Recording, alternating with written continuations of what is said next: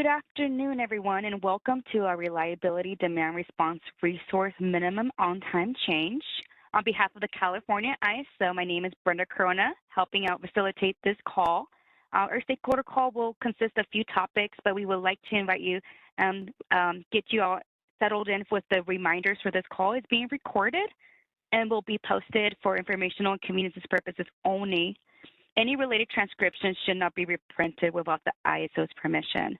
If you do experience any technical issues, Silas is my event producer who will be helping me in this call. She went ahead and sent out that presentation link as well to those who are able to see the presentation that we have in front of you.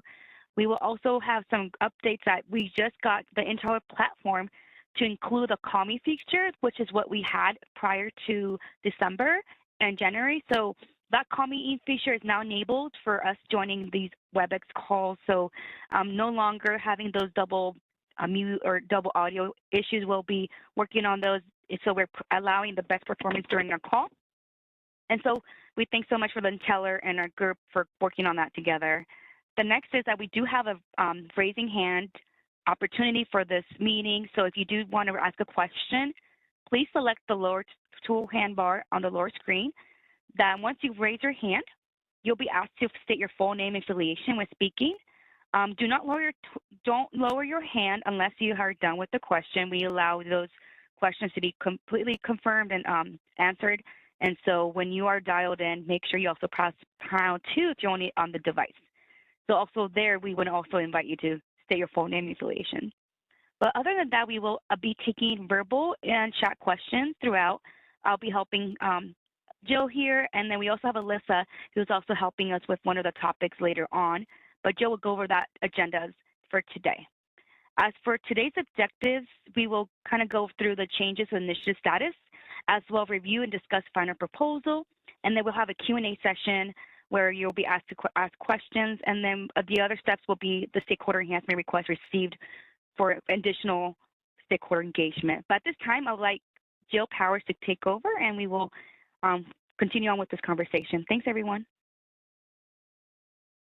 Thanks, Brenda. Yes, this is Jill Powers. I am a sector manager for the demand response and DER sector here at the ISO. I've been running this expedited initiative, and so wanted to give you some updates because there's been some changes to our initiative status. So I would like to go over that as we mentioned here on the objectives. If we go to the next slide, we have the agenda. There has been a decision to pause the initiative and to withdraw the proposal for consideration for approval by the board. So I want to kind of go over that decision today, as well as we did publish a final proposal last week. So there has, been some revisions to the draft final proposal. I think within that final proposal, there was a lot of clarification, clarity, transparency as to the impact of this change. So I will provide, this meeting with the opportunity to kind of go over the final proposal. I had prepared a presentation that identified the changes that we saw between the draft final proposal and the final proposal. I'm willing to go through that with you to highlight those changes, as well as really, I guess I just wanted to afford stakeholders an opportunity to ask questions on that final proposal, to have some Q&A on it. Again, the decision has made not to move forward with this proposal, but thought we would keep this stakeholder call open. I know we have a lot of stakeholders that have followed this and had interest in this, so it's just another opportunity to kind of go over what we learned within this initiative process. And then lastly, because we did, and I did request within the initial written comments from the draft final proposal, requests for enhancements, I did receive those, so thank you for those, as well as kind of where we may take this initiative pause and where we need to kind of move it toward in terms of, a pathway for stakeholders to bring these requests forward at the ISO. We talked about it a little bit last time in our call, but I do have Alyssa here today who can give a much more detailed, much more informative information about an upcoming stakeholder engagement opportunity that we have, where we do consider enhancements and we do consider moving and developing initiatives off of those enhancements requests. So Alyssa will be here as well. And then we'll just look to Brenda. I think she's got a couple things that she would like to wrap up the discussion with, and so she'll come back on at the end. So if we go to the next slide, this is really just the upfront statement, and because of the fact that we are, making decisions on this just since, this week, since the final proposal went out, since we heard comments back from stakeholders, verbal comments back from stakeholders. So based on that feedback received from stakeholders, both in the written ones since the draft final proposal and the verbal ones that we've received on this initiative, the ISO has made the decision to remove the proposal moving forward for our ISO board and WEIM governing body approval request. This decision was based on the recognition that the initiative objective would not meet the needs of all the stakeholders. While the ISO can provide RDRR stakeholders with the ability to increase their minimum on time above the currently restricted 1 hour maximum, the minimum on time proposal change would not impact market outcomes and thus not meet stakeholder objectives. Changes necessary to meet this objective cannot be addressed in an expedited ISO stakeholder initiative, which is this initiative which we went out with. The ISO recognizes such an effort for the minimum on time to be considered in the economic evaluation of the resource would require a much broader re-evaluation of the RDRR policy and in its fulfillment of the CPUC approved multiple party settlement in the demand response proceeding. So that's basically the statement that we would like to start off with. And what this does is, if we go to the next slide, not to be overly dramatic, but I did have this slide in my original presentation, it just stops the effort at this point. We got to a final proposal. We went through a couple different drafts, from the draft final proposal to a final proposal, but this is going to be where it ends for this particular stakeholder initiative.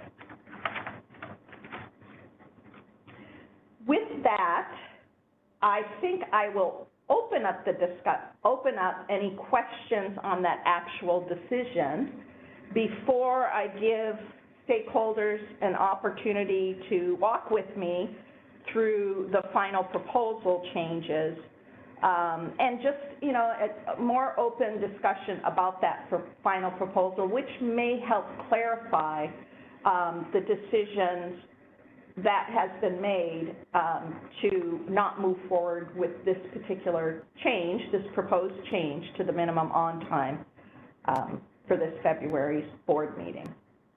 So any questions about these two slides that you've been given an opportunity to take a look at? I see a couple hands.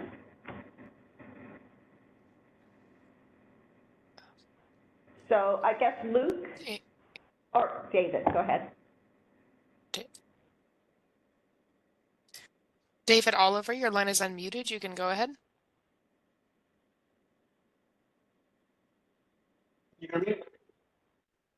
Can you hear me? Sure. Yes. In the last slide, you mentioned stakeholder objective. Will you be going over what that means? What those objectives are?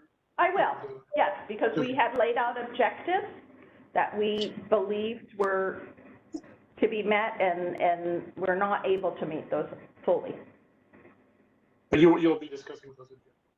Yeah, I'm going to go over that as part of the final proposal discussion. Okay, thank you. Yeah.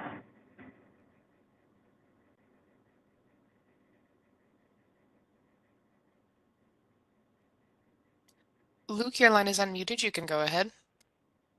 For California Efficiency and Demand Management Council.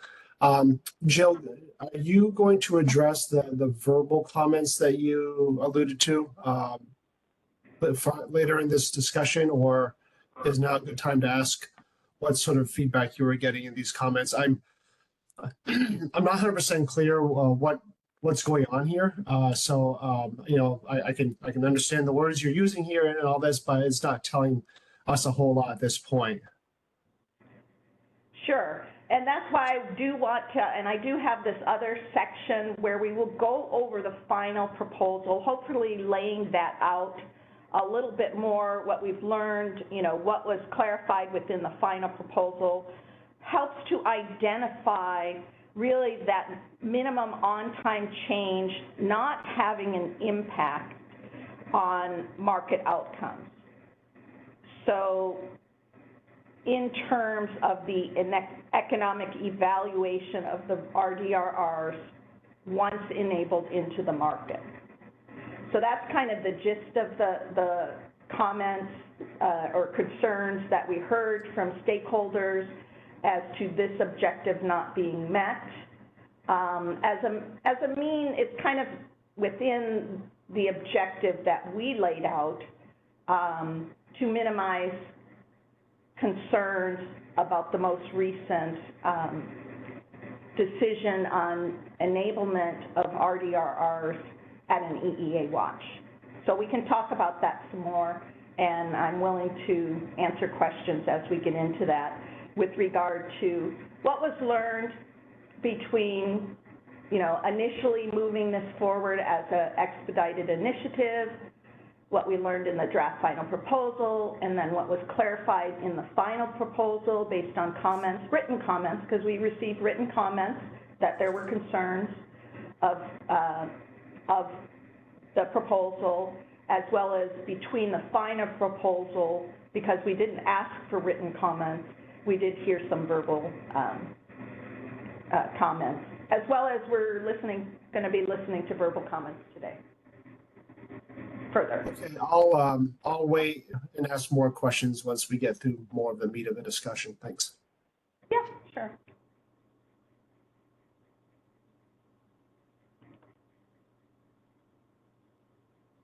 Okay. So we can go on then to this final proposal discussion. It seems like people want to understand it a little bit more.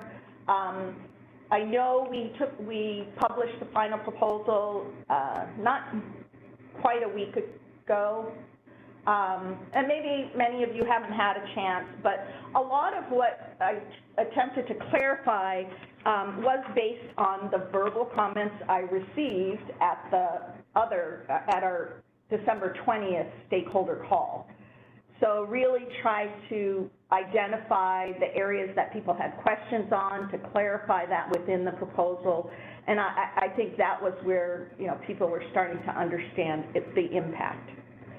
So if we go to the next slide, this is what the initial initiative objectives. And again, this was an initiative that we undertook. We undertook it in a very narrowly scoped manner, really focused on the minimum on time, what we could get done to be able to implement something by the summer. And really, number one, from the perspective that we heard, was a minimum on time change would provide operational benefit by more accurately reflecting the RDRR's minimum on time in the markets during stress conditions. Secondly, the other objective was to maintain the preferred operational dispatch order of the RDRRs directed by the CPUC, which allowed for the ISO to enable these upon the declaration of an EEA watch, as long as it was, or when that EEA watch in the day ahead persisted in the day of. And thirdly, and this is kind of the area where the objectives kind of started to fall apart, and from the feedback that we had, was to mitigate the concerns related to the change to the dispatch order with continued participation in the retail programs integrated as RDRRs, and another objective was to retain that demand reduction capacity they would provide. So kind of learned that while there were some benefits of accurately reflecting the RDRR's minimum on time in the markets, we weren't able to meet the objectives outlined fully for the second and third objective we had established this initiative for.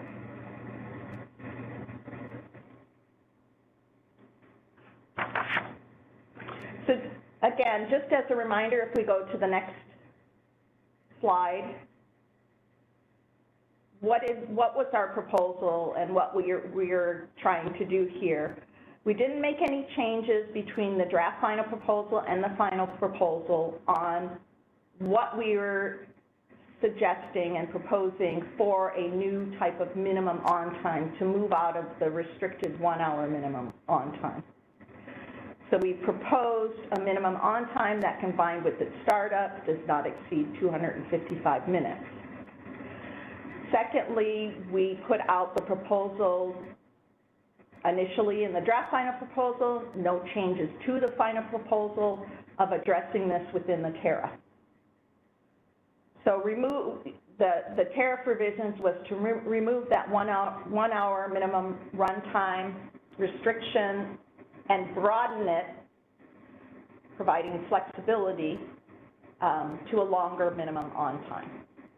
So that's what we did in the draft final proposal. There was no change to the final proposal with regards to the actual proposed language for the tariff or the actual proposal.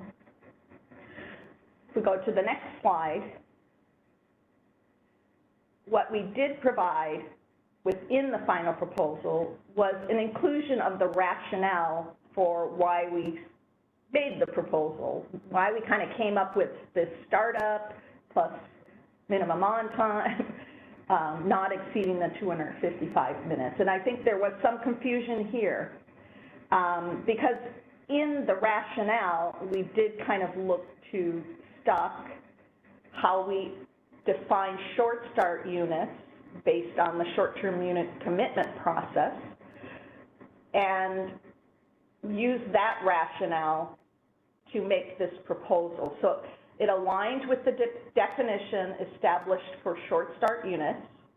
It ensured that RDRR's minimum on time would be recognized and remain recognized in the short-term unit commitment process. Now, this was an area I think that I identified some confusion from the last stakeholder meeting on stakeholder call, that while RDRRs, and was clear within the paper that RDRRs are not committed within the short-term unit commitment process.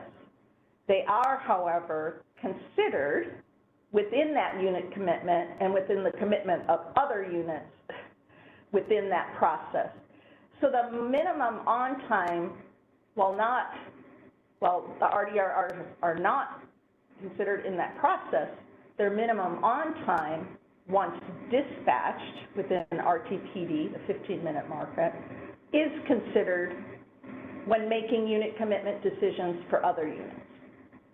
So that was an area, because of the fact that we are aligning the definition of making this proposal aligned with the definition of short start units, which are considered within the short-term unit commitment process. I think there was some confusion there.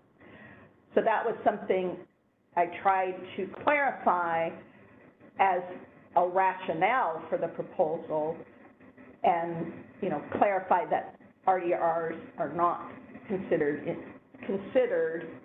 or committed within that stuck process. Also, another reasoning and rationale is that this RDRR minimum on-time requirement would be synonymous with the minimum runtime requirement for short start units. So we establish alignment there. And I think we even had some comments as to tell us this difference between minimum on-time, minimum runtime. They are different terms. We use the term minimum on time for RDRR. Minimum runtime is used for other resources. Where it gets a little bit confused was the fact that we're trying to align these two together. They're not the same, they are different, but we are making this alignment. And then lastly, the reason why we decided to do this was to allow for flexibility of the minimum on time without specifying a specific maximum. So in establishing that minimum on time with this alignment, it gave stakeholders an opportunity to determine that minimum on time within those bounds. So again, just a different, what we saw between the draft final proposal and the final proposal. I think this may have, also been a clarification to some stakeholders in recognizing that RDRRs are not committed in the STUC process. Okay, go to the next. I think I'm going to go through all of these because I just have a whole area for, let's just talk about it and Q&A. So the other clarification that was made, that there would be no changes on the RTPD optimization's use of startup time and minimum on time, laid out how they are currently economically evaluated, which is based on the real-time megawatt quantity and price, and does not consider that minimum on time. So that if it's economic for a 15-minute interval in that horizon, RTPD horizon, it will be dispatched. Once dispatched, however, it will be kept on in the remaining intervals respecting that minimum on time. So that's the difference here. I think that really was clarified is the economic evaluations use of the minimum on time versus once dispatched, the market's recognition and respect of the minimum on time. And so lastly, a longer minimum on time does not decrease its likelihood of dispatch. I think this was the one area that an objective may have not been reached with respect to this, and a recognition of the likelihood of dispatch not being impacted from this. Okay, next. The other areas that we clarified, that there would be no change to RDRR dispatch option treatment. And this option treatment is those that, were registered as discrete dispatch versus those that were registered as non-discrete. So gave some definition of discrete RDRRs, which are dispatched at or near maximum economic bid quantity over that length of the minimum on time, versus those registered as non-discrete, sometimes called continuous. They will, over that minimum on time, still be dispatched between their PMIN of 0 and their economic bid quantity. However, that minimum length of dispatch from PMIN over that minimum on time is dependent on the resource's registered bid dispatchability. So another option for RDRRs to identify themselves as being required to have dispatches that are 60 minutes, 15 minutes, or have ability to be much more continuous and have 5-minute dispatch option.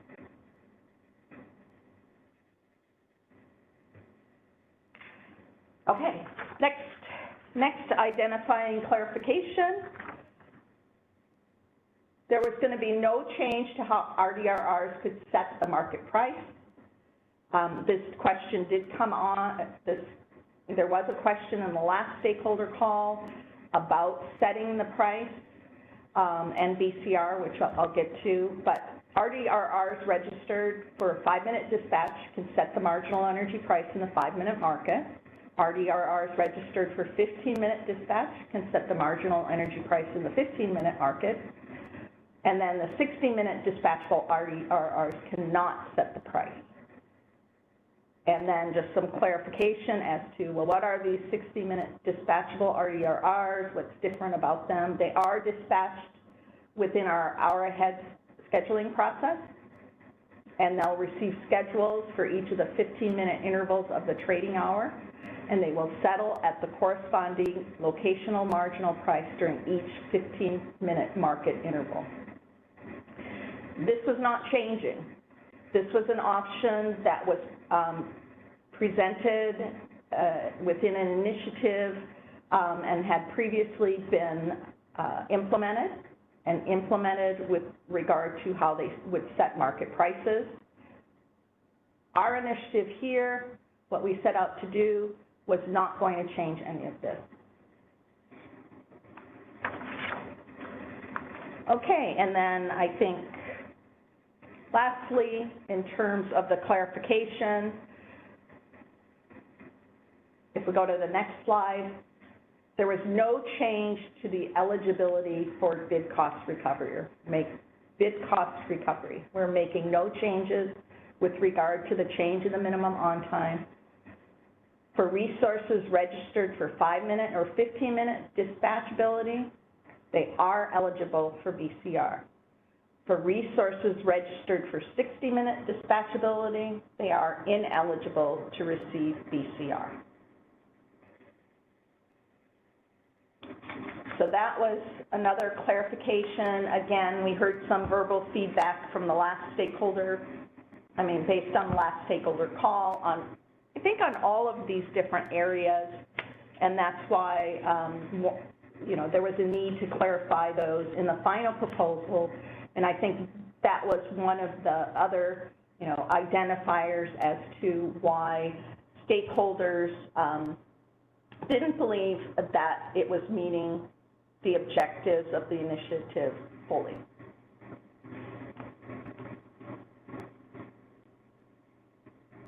Or could not, would not, or could not. Again, recognizing that this was a very expedited initiative that was very narrowly scoped. And again, any changes to any of these items that were clarified would take a much broader initiative, much longer stakeholdering to be able to make changes to any of the underlying, implementation as well as policy related to these topics.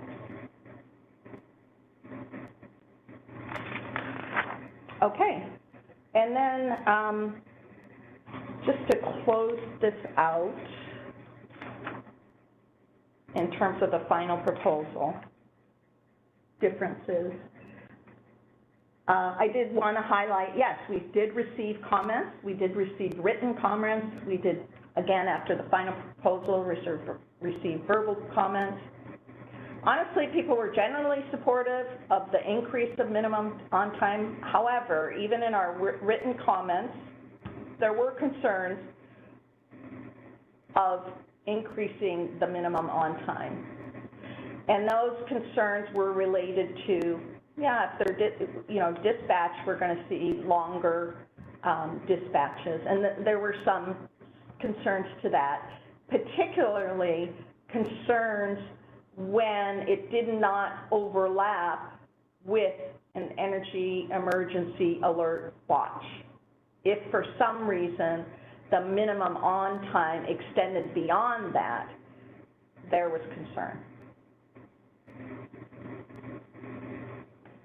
So within the final proposal, and again, I kind of used these are the slides that I was using previous to the decision of withdrawing this, but let me kind of go over these. We did address stakeholder comments in the final proposal.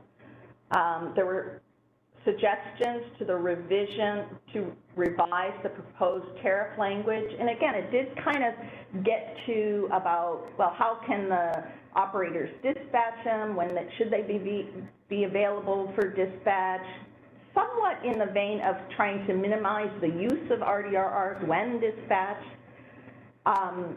So address those, I mean, not really pertinent now in terms of how it was addressed in the final proposal, but it was identified, and it was kind of some of those comments, in addition to the other feedback we were receiving, was a recognition, yeah, that this minimum on time, there is not an alignment as to, you know, the impact it could have and the objectives that we're trying to meet within this initiative.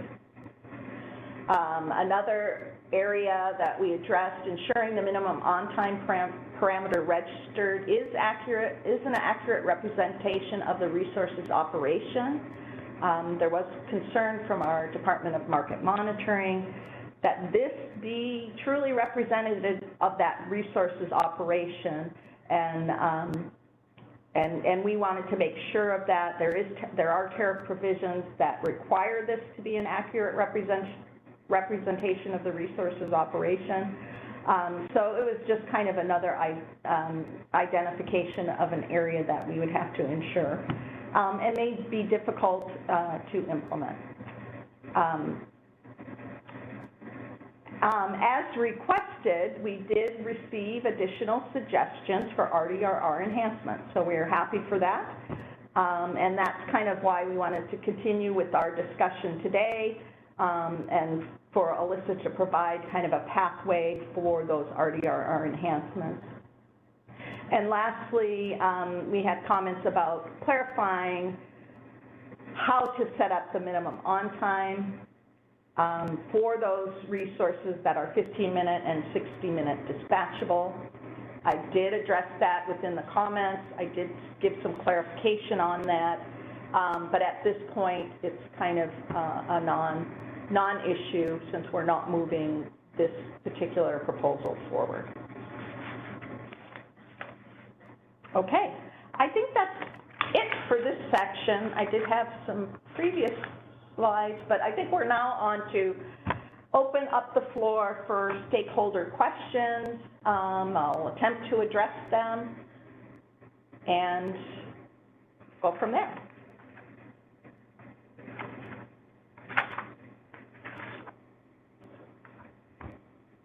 So, see a question? Alan, your line is unmuted. Hi, Alan Meck, PG&E. Can you hear me? Yes, I can. Hi, Alan. Hi, just a question for my own interest. You noted that one of the concerns that stakeholders raised was that the 60-minute dispatchable RDRR would not be eligible for BCR. I guess I'm kind of wondering, for whom is that a concern? Because to my mind, in order to get BCR, you have to demonstrate that your costs exceeded your revenues. And I'm not sure what costs you would demonstrate. It just sounds very weird to me that the BCR would be an issue for RDRR. I want to, state that differently. I don't believe we obtain written comments. What I was referring to was at our last stakeholder call, we had the question about BCR. And so within the final proposal, I wanted to be very clear as to BCR treatment and the fact that this was not changing with respect to this particular proposal.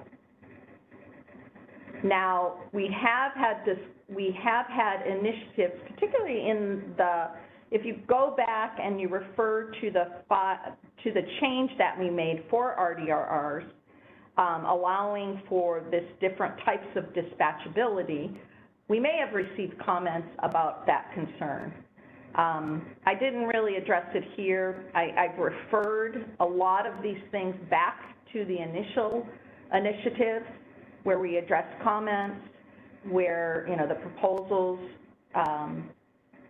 rationale and decisions were made based on those initiatives.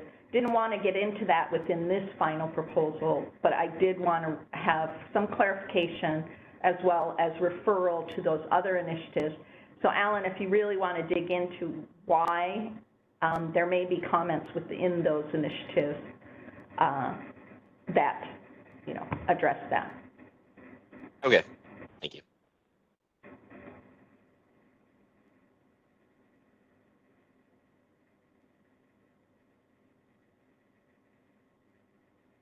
Okay, anything more with regard to, I guess this is an opportunity on the decision. Did I answer the questions as to why we're withdrawing this? Any questions you might have with regard to these clarifications that we provided within the final proposal?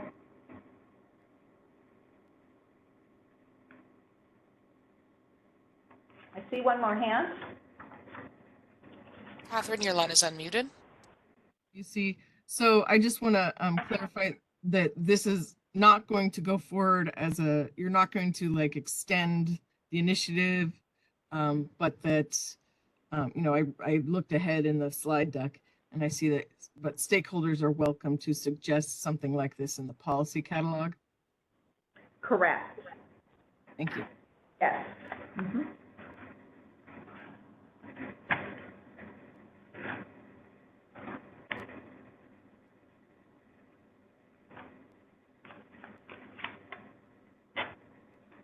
We have another hand up from Luke. Luke, your line is unmuted. Thank you. Yeah, just a follow-up question on what Catherine asked. So I feel like I'm really confused here about what's going on. But if this idea is open to being, if the ISO is open to considering this submission of this idea through the proposal process that Catherine just mentioned, why would that not just be? What's the difference between doing it that way and continuing along through this process? Is there like a procedural thing having to do with the bylaws of the ISO or something like that? Okay. No, it gets back to, Luke, the fact that we can't meet the objectives that we set out for with just the minimum on time, extending that. We can't meet the objectives of this initiative. We've been informed that it's not meeting the objectives we laid out for this. That in order to meet those objectives, there's more that needs to be done. There's more changes, there's more consideration. So just going to the board and asking to allow for a longer minimum on time without addressing the economic evaluation changes that would like to be made with respect to the minimum on time, it doesn't make sense to move that forward just, just with that change. So we have to step back and recognize, okay, this objective is not being met through this quick and dirty, quick initiative, stakeholders kind of, okay, we get what a minimum on time extending that would do, that there's more that needs to be discussed and more that needs to be proposed and probably more stakeholders understanding the changes that this might have with respect to what we were fulfilling with the original policy, RDRR policy, and how it was implemented in fulfilling the settlement for RDRR, the CPUC settlement on this. So we have to kind of readdress all of that, relook at all of that. It's just broader. Okay. Okay, thanks, Jill. Appreciate that. And by the way, I like the new verb, stakeholdering. I'm going to remember that one. Okay. Thanks, Luke. Appreciate you following this and providing us the feedback.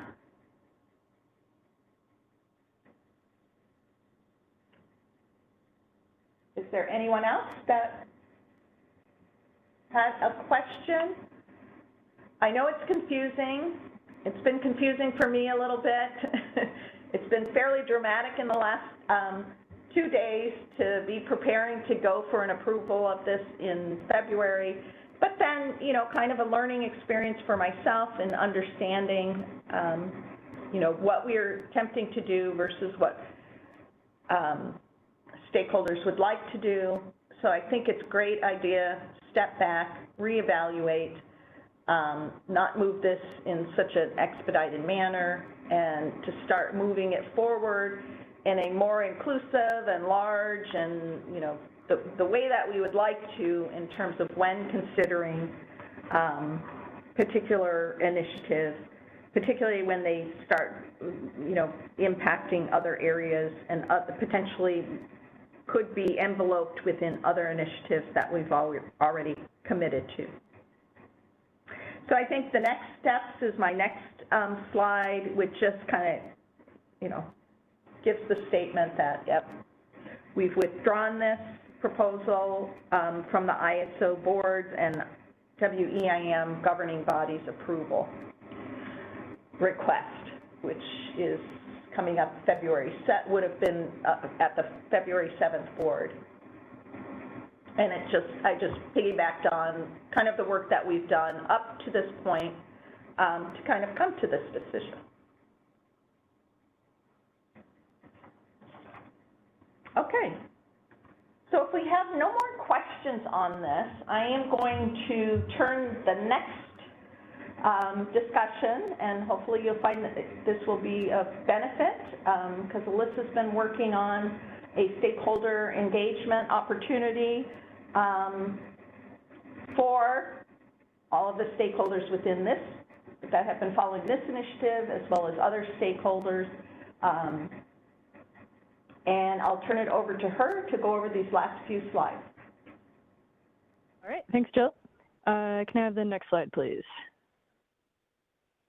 So my name is Alyssa Craig-Arnold. I work in the Market Strategy and Governance team, and we work on developing the Discretionary Policy Initiative Catalog and the Policy Initiative Roadmap each year. I do want to mention that I've not been involved in this particular initiative, so I'm just going to be speaking kind of to the general catalog and roadmap process and where stakeholders can be involved with that. So I just wanted to start here with an updated timeline for this process that the ISO is starting this year. So it does diverge a little bit from what you might be used to or what you've done in previous years. So I think historically we've accepted submissions to the catalog on a rolling basis. And maybe just a note here, so the catalog is kind of a list of discretionary policy initiatives, which are initiatives that are not required for meeting a regulatory requirement or for meeting the immediate threat to reliability. So these are just kind of optional policy initiatives that aren't on a immediate deadline.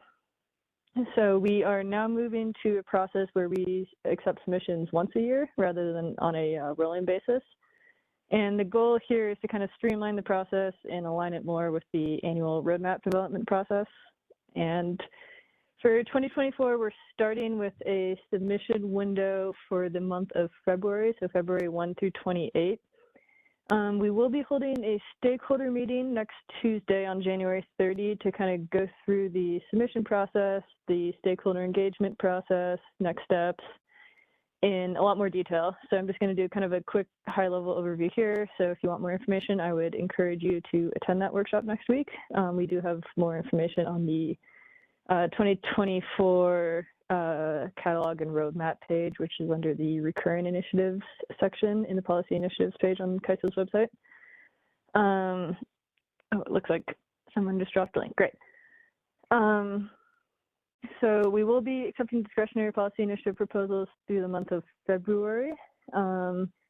After submissions are in, we'll be following that up with a series of stakeholder prioritization workshops, which will include, or I guess start with, the Regional Issues Forum holding kind of a roundtable prioritization workshop in March, and then there will be a kind of broader stakeholder community working group in early or mid-April to kind of discuss prioritization from the submitted entries from February.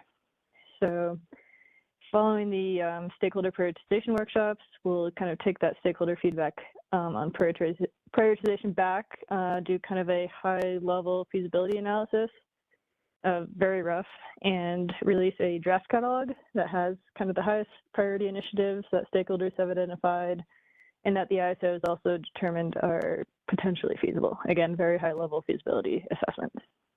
And stakeholders will have an opportunity to provide some feedback on that draft catalog in April, and then we plan to publish the final catalog in May. And this is kind of where the ISO internal planning process and policy roadmap development process starts. So the catalog will feed into that internal planning process, and the ISO will be considering some internal resource constraints, alignment with ISO strategic goals, timing, resources, and we'll use all that information to produce the draft policy roadmap. And that is kind of an outline of planned initiatives over the next 1 to 3 years. And this is an annual process, so it gets updated annually. And then we will publish that hopefully in September for stakeholder comment. And then the final roadmap goes to the board in December. So just kind of noting the items submitted this February will likely get started at the earliest in early 2025, just to kind of set expectations on timing there. Any questions on the kind of broad outline here? Great, next slide, please. And to go over the catalog submissions template, again, we'll be going over this in more detail next week during the stakeholder meeting, but like I mentioned, submissions are open during the month of February. We'll be starting fresh with the new catalog to kind of reflect our new catalog and roadmap process. So if there are previously submitted items that you would like to see reconsidered, we're welcoming you to resubmit those if they're still relevant, or of course, submit any new items that you have. And we are asking stakeholders to provide basically as much information as they have about the proposed initiative. I think we're trying to ask for maybe a little bit more information than we have in previous years, just to kind of give us a better understanding of feasibility and allow us to do a more in-depth feasibility assessment up front. Next slide, please. And this is kind of just an overview of what you can expect to be on the submissions template. Pretty broad, but just kind of going through this quickly. This is just kind of what we hope that submitters can provide, again, as much or as little information as you have available. But starting with just an issue description, proposed initiative kind of scope, kind of describing whatever elements of the existing market design that you're hoping to address. And then this is maybe new for this year is a little bit more information about the business justification, so how it potentially aligns with ISO strategic objectives or other market participant priorities. And then information on any timing and urgency concerns that the ISO should be aware of when, potentially prioritizing this proposal. And then data, if there's any existing data that you already have available or data that you think you might need to conduct analysis on the proposed initiative, just include that information as well. So I think I will pause there and check if anyone has any questions.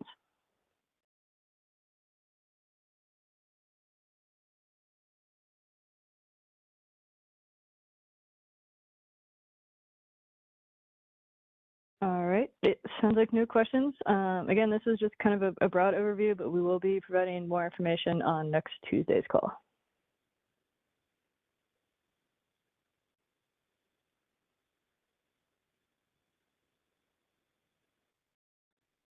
Thank you, Alyssa. Jill, did you see that question in your queue? Did you? I did, and I am responding. I think one of on the second part of the question, I think it's good for the group. Under the current requirements, will ISO hold to the 1 hour minimum runtime moving forward and avoid another event that we saw, which was a quick event, which was an exceptional dispatch, not one within the market. Yes, I mean, we are working toward, we had identified an issue with the exceptional dispatch tool. This is not a market issue, but the exceptional dispatch tool, and ensuring that by the summer we have a defect in place. They're working on ensuring that that tool appropriately reflects the minimum on time, which will be the, you know, at least could be lower than, but at least the maximum of 1 hour minimum on time.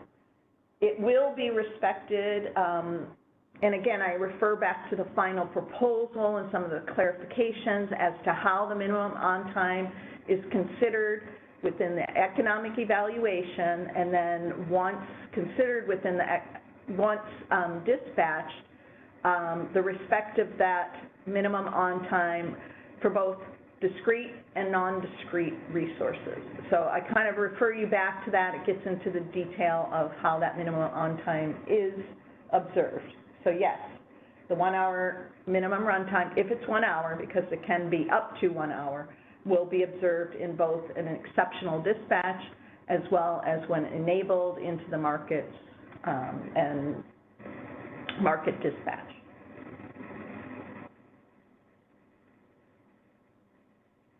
That's it for me on that. Yep. Thanks, Jill. So I think the next slide, Silas, if you can go, we're just wrapping up, Jill. Would you like me to go ahead and kick us off for the last 2 slides? Great, thank you. So next slide, we have just an announcement of the news release that was sent out a few weeks ago for the FERC accepting the ISO tariff changes. Feel free to visit this link. It has about all the information that happened with all these different working groups. So we appreciate everyone's participation and affiliation through this process for the Western Interconnection. On the next slide, we have the Energy Matters blog, which is like the timely insights of the ISO grid. We just have one just posted on January 18th from our VP, Senior Vice President and Chief Operating Officer, Mark Rothleader. He explains a lot of stuff that's in regards to energy conferences across the United States and abroad, and so he's definitely adding a lot of value to this specific blog, so feel free to check that out. Lots of great information from our executives. But other than that, we will go ahead and pause for a moment in case we do have any remainder questions for this call. And Jill, do you have any closing remarks before we end this call with Silas to help us? We're good. Yeah, I think I've attempted to address everybody's question here. If there remains any additional questions, feel free to reach out to me. I think Brenda has my contact information, or if you have my contact information, please let me know if there's anything that I can clarify further. Great. Thanks so much, Jill. And thanks, Alyssa, for your participation. And thanks for everyone for coming to this call. This call will be posted in the next few business days on the miscellaneous meetings for RDR for this meeting of January 24th. But other than that, thanks so much, and we'll close this call. Thanks, everyone. Bye. That concludes our conference. Thank you so much for joining, and you may now disconnect.